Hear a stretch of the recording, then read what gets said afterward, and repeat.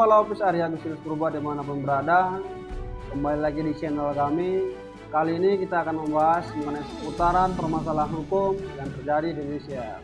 Baik, tanpa berlama-lama mari kita simak video yang satu ini. Halo, kembali lagi di channel Laopis Arya Agustinus Purba. Bersama saya David Sampangakisnamo, salah satu partner dari Laopis Arya Agustinus Purba. Hari ini saya akan memberikan edukasi dan pandangan seputar hukum mengenai tindak pidana penganiayaan. Ketidakpahaman akan hukum membuat banyak orang berpikir seolah-olah mereka dapat berbuat dan melakukan sesuatu hal sekehendak mereka. Dan tidak banyak pula di antara mereka yang berujung dengan penyesalan atas ketidakpahaman dan ketidakmampuan mengontrol emosional individunya. Berbicara tentang penganiayaan sebagaimana diatur di dalam pasal 351 sampai pasal 356, di situ dijelaskan bahwa jenis-jenis penganiayaan mulai dari yang berat, ringan, dan sedang. Tapi pada hari ini kita akan membahas terlebih dahulu mengenai penganiayaan ringan, penganiayaan sedang, dan penganiayaan berat. Di dalam undang-undang sendiri tidak disebutkan bagaimana dan apa tolak ukur dari sebuah tindak penganiayaan. Yang ada di dalam KUHP hanyalah mengenai dan berbicara tentang hukuman.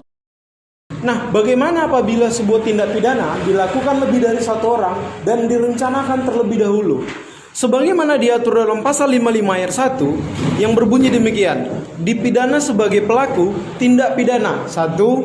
Mereka yang melakukan, yang menyuruh melakukan, dan yang turut serta melakukan perbuatan. 2. Mereka yang dengan memberi janji sesuatu dengan menyalahgunakan kekuasaan atau martabat, dengan kekerasan, ancaman, atau penyesatan, atau dengan memberikan kesempatan, sarana, atau keterangan sengaja menganjurkan orang lain supaya melakukan perbuatan, dijerat dengan pasal 55. Nah, biasanya yang dimaksud dengan pasal 55 ini atau yang sering kita sebut dengan turut serta ini, dia adalah tindak pidana penganiayaan yang dimana sebelum melakukan penganiayaan mereka sudah ada yang ibaratnya peran utama, peran pembantu, dan perencanaan yang matang untuk melakukan sebuah tindak penganiayaan kepada seseorang. Sementara apabila sebuah tindak pidana penganiayaan tidak dilakukan secara sistematis dan juga dilakukan secara bersama-sama, diatur lebih lanjut di pasal 170 ayat 1 yang berbunyi, barang siapa dengan terang-terangan dan dengan tenaga bersama menggunakan kekerasan terhadap orang atau benda, diancam dengan pidana paling lama 5 tahun 6 bulan.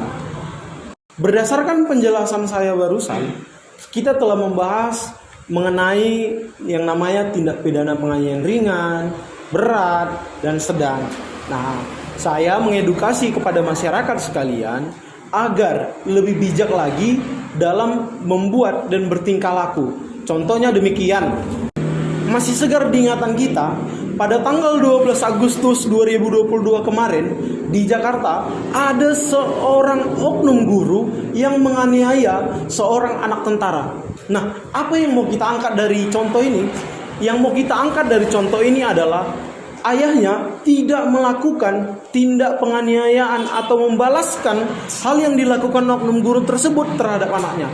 Yang dilakukan tentara tersebut adalah melaporkan pihak oknum guru tersebut kepada pihak yang berwajib, di mana pihak tentara tersebut sangat menjunjung tinggi yang dinamakan dengan prinsip presumption of innocence atau praduga tak bersalah. Nah, itu yang harus kita contoh sebagaimana memang sudah diatur di dalam pasal 351 sampai pasal 356 mengenai tindak pidana penganiayaan.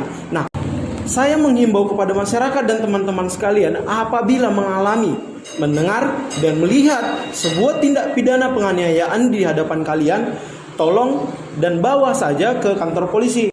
Mengenai prosedur hukum dan tata cara yang berlaku, kita percayakan kepada penegak hukum kita. Demikianlah video pemaparan saya, semoga berguna buat teman-teman dan masyarakat sekalian. Apabila ada saran, pertanyaan, dan komen, silakan isi di kolom komentar. Dan tunggu video-video kami berikutnya. Jangan lupa like, subscribe, and comment.